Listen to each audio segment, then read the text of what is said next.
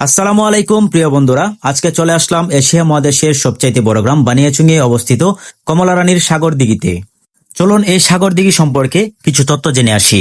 এটি বাংলাদেশের হবিগঞ্জ জেলার বানিয়াচুং উপজেলায় অবস্থিত একটি বৃহৎ আয়তনের জলধারা। ৬৬ একর জমির উপর প্রতিষ্ঠিত এই দিঘিটির আয়তনের দিক থেকে দেশের দ্বিতীয় বৃহত্তম জলধারা হিসেবে স্বীকৃত। এই দিঘিটি খনন করান স্থানীয় সামন্ত রাজা পদ্মনাভ। এটি দেশে এবং বিদেশে রানী কমলাবতীর দিঘি, বানিয়াচুঙের সাগর দিঘি, কমলা রানীর দিঘি অথবা এলাকাবাসীর কাছে এটি সাগর দিঘি নামে বহুল পরিচিত। এই দিঘি সম্পর্কে আরো জানতে ইতিহাসের পাতায় খোঁজ নিলে জানা যায়, প্রায় দ্বাদশ শতাব্দীতে রাজা পদ্মনাভ প্রজাদের জলকষ্ট নিবারণের জন্য বানিয়াচুঙের মধ্যভাগে একটি বিশাল দিঘি খনন করেন।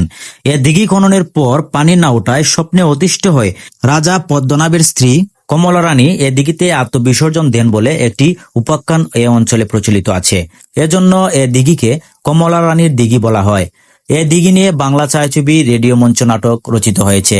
এরপরে পল্লী কবি জসিমউদ্দিন রানী কমলাবতীর দিঘি নামে একটি কবিতাও রচনা করেছিলেন। এই কবিতাটি তার শোচনীয় কাব্যগ্রন্থে অন্তর্ভুক্ত রয়েছে। এই দিঘিটি বাংলাদেশের দ্বিতীয় বৃহত্তম দিঘি বলে খ্যাতি রয়েছে। ১৯৮৬ সালে দিঘিটি পুনঃখনন করান তৎকালীন মৎস্য ও পশুপালন মন্ত্রী সিরাজুল হোসেন খান। এই কমলারানী দিঘিটি দেখার জন্য দেশ বিদেশের বিভিন্ন পর্যটকরা চলে আসে এই সাগর দিঘির কাছে। তো প্রিয় বন্ধুরা, আপনারাও যদি এই সাগর দিঘি দেখতে চান তাহলে চলে আসতে হবে এশিয়া মহাদেশের সবচেয়ে বড় গ্রাম বানিয়াচুঙে।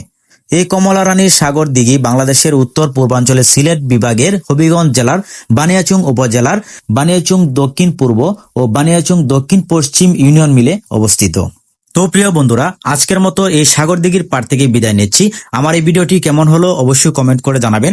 আর যদি ভিডিওটা ভালো লাগে অবশ্যই শেয়ার করতে ভুলবেন না। তো দেখা হবে পরবর্তী কোনো ভিডিওতে। সে পর্যন্ত ভালো থাকুন, সুস্থ থাকুন।